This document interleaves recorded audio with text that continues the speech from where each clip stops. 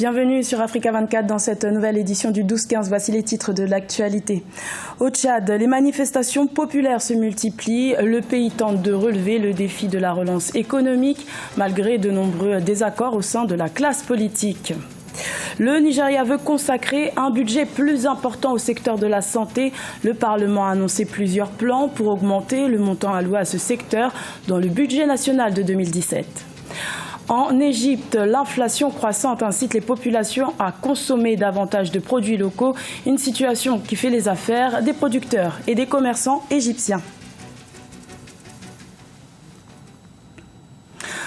Au Tchad, après l'effondrement du marché pétrolier, les autorités doivent relever le défi de la relance économique et c'est dans un contexte de contestation sociale que cela doit se faire. Les désaccords au sein de la classe politique se multiplient et la société civile ne cesse de revendiquer ses droits. Deogracias Podo.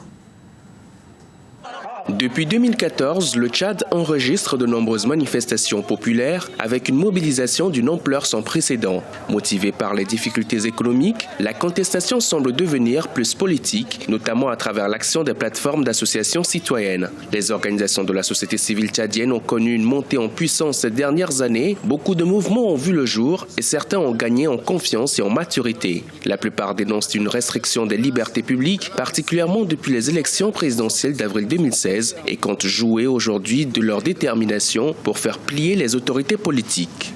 Aujourd'hui, nous sommes fiers de la société civile parce que elle joue même son rôle de force de proposition au gouvernement.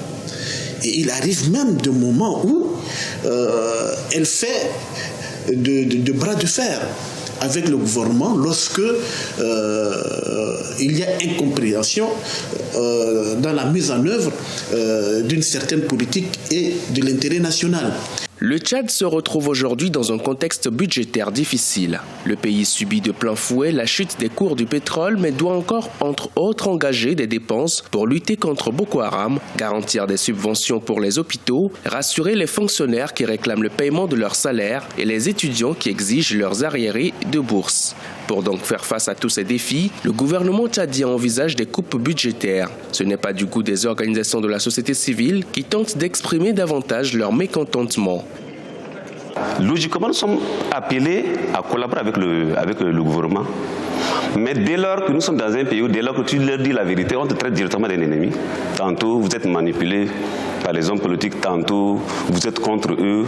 Donc, pour nous, nous sommes traités comme des ennemis, des adversaires, si je peux appeler ainsi. Mais logiquement, on doit alors travailler en collaboration. En décembre 2016, le gouvernement tchadien a fait adopter un projet de loi portant modification de la loi sur le droit de grève dans les services publics. Une réglementation qui exonère l'État du paiement des jours de grève après épuisement des procédures de conciliation. Les acteurs de la société civile menacent de saisir la justice. La majorité présidentielle, quant à elle, estime que les organisations de la société civile ne respectent pas leur statut. Certaines d'entre elles tentent de profiter de la crise économique actuelle pour déstabiliser le pays. Rien qu'en 2016, la société civile tchadienne avait organisé plus d'une vingtaine d'actions de protestation contre les mesures d'austérité du gouvernement. Au Burundi, plusieurs centaines de manifestants ont répondu à l'appel lancé le 11 février par le gouvernement pour contester un rapport de l'ONU qui remettrait en cause le respect des droits de l'homme dans le pays. Un rapport infondé selon les autorités burundaises. Graziella Chakunte. Nouvelle démonstration de force du gouvernement burundais. Des manifestations ont été organisées à l'appel des autorités dans 119 communes du pays ce 11 février. Des ONG locales et internationales, notamment les Nations Unies, sont pointées du doigt pour la publication d'un rapport sur les droits de l'homme jugé fallacieux et infondé. Il y a de fausses informations qui sont passées à la radio, comme quoi au Burundi, il y a des Burundais qui sont en train de fuir le pays, moyennant 500 personnes par jour, et qu'à la fin de l'année, il y aura 1 demi-million de Burundais qui auraient fui le pays, ce qui est totalement faux. La protestation a mobilisé entre 600 et 1000 personnes. L'opposition dénonce une distraction alors que l'insécurité grandit. De son côté, le gouvernement crie au complot international et affirme que la paix est désormais rétablie. Mais selon certains observateurs, la réalité sur le terrain et tout autre. Le pouvoir, de toute façon, a une tactique, c'est d'assassiner, c'est de réprimer, c'est de torturer. Mais depuis qu'il fait ça, depuis 2015, de toute façon, il est dans le déni. Il n'a jamais accepté les faits avérés, les faits qui sont en fait dénoncés par des organisations de défense des droits de l'homme. Et en plus, ces derniers temps, les crimes, notamment qui visent les militaires Tutsis, ont été, on va dire, multipliés au moins par 3. Et la répression des citoyens ordinaires continue, des arrestations dans les quartiers, dans les campagnes.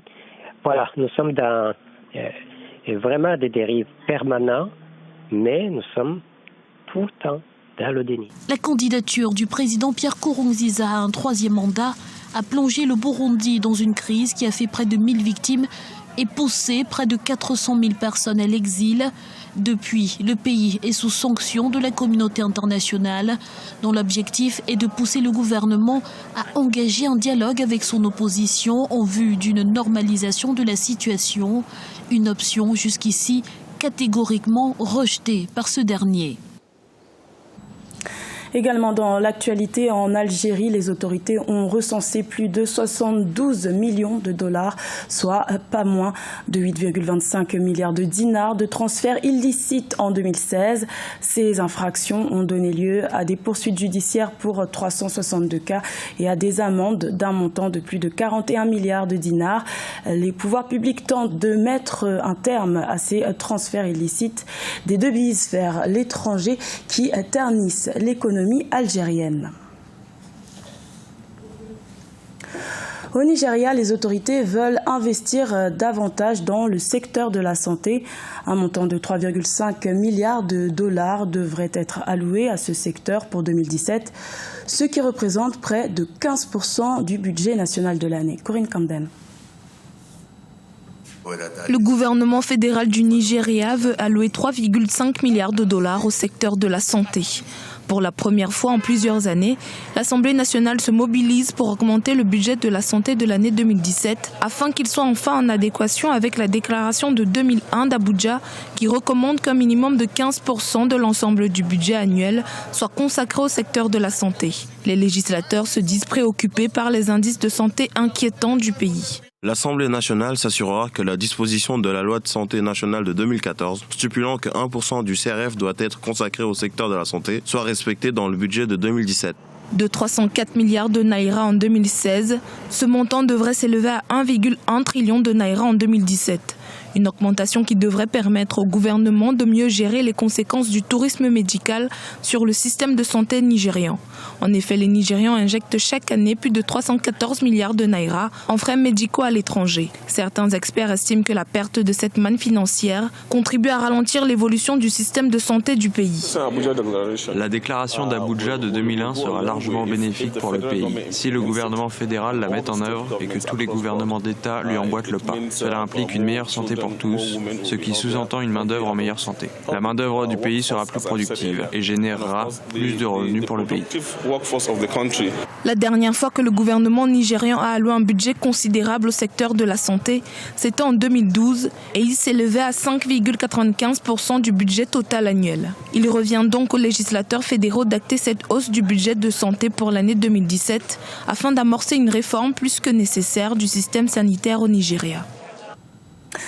En Égypte, la baisse drastique du pouvoir d'achat, notamment due à la dépréciation de la monnaie nationale et à l'introduction de la TVA, incite les populations à consommer des produits locaux.